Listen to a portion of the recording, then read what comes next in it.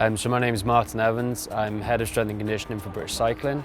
I've been here for about 5 years now, and my main work is with the track sprint and the BMX program.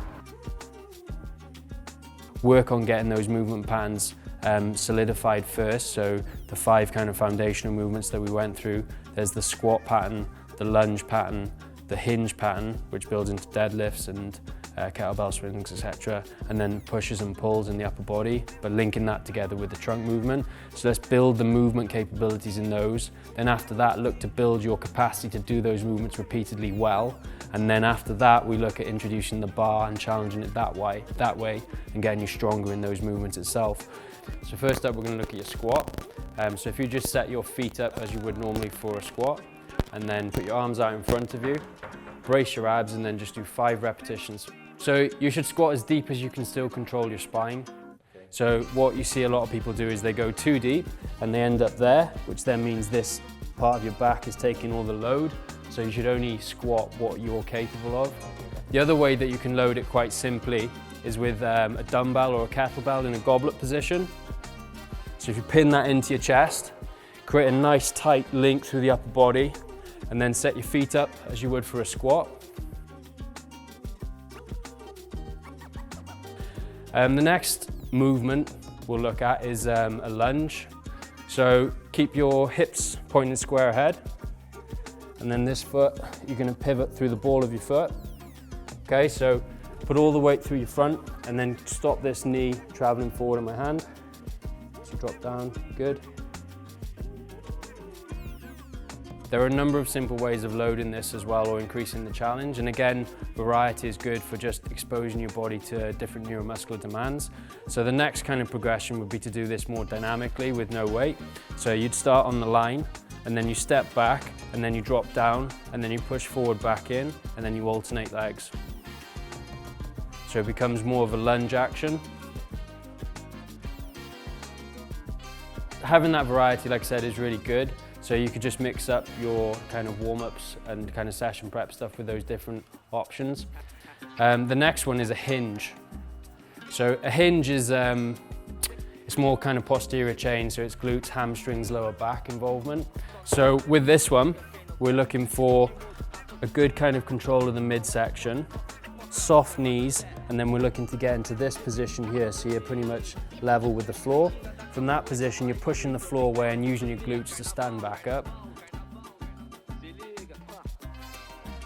So this one is typically quite challenging, not just for cyclists, just generally for people. It's the one that people try and use these big muscles on the front of their thigh, because that's what we tend to favour. Cycling populations more so, we need to try and get that involved. Press-ups are really good because they strengthen the upper body and the chain that we were talking about earlier in terms of controlling rotation through from the legs, but also they train the trunk really well, because ideally a press-up should be like a plank but moving. Start in this position, so that's a pretty good position there. So we're looking to brace your abs slightly, squeeze your glutes slightly, because those two then act to stabilize this whole spinal bit. And then from there you're going to lower towards the floor, chest to the floor.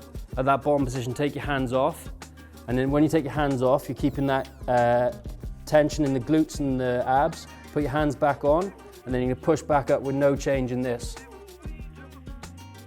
Variations of that, there's numerous press-up variations. You can play around with hand position and things like that. So you can go a narrow position, you can go a wide position, you can go staggered position. It's just, like I said, exploring all those different movements and seeing where you're weak, because you want to strengthen up that whole system. You don't necessarily just want to be strong at doing them, although that's the starting point to then go into these other pieces. So for example, you could end up doing something like one arm out there into that, and then alternating. So this is the exercise that we use for looking at upper body pull-in, which again integrates kind of shoulder stability, trunk stability, working with the lower body at the same time. The most basic variation is a double arm row. When we do this, you can start with your feet further or closer away from the wall, which will change how hard it is. The closer you are to the wall, the harder it will be. The further away you are, the easier it will be.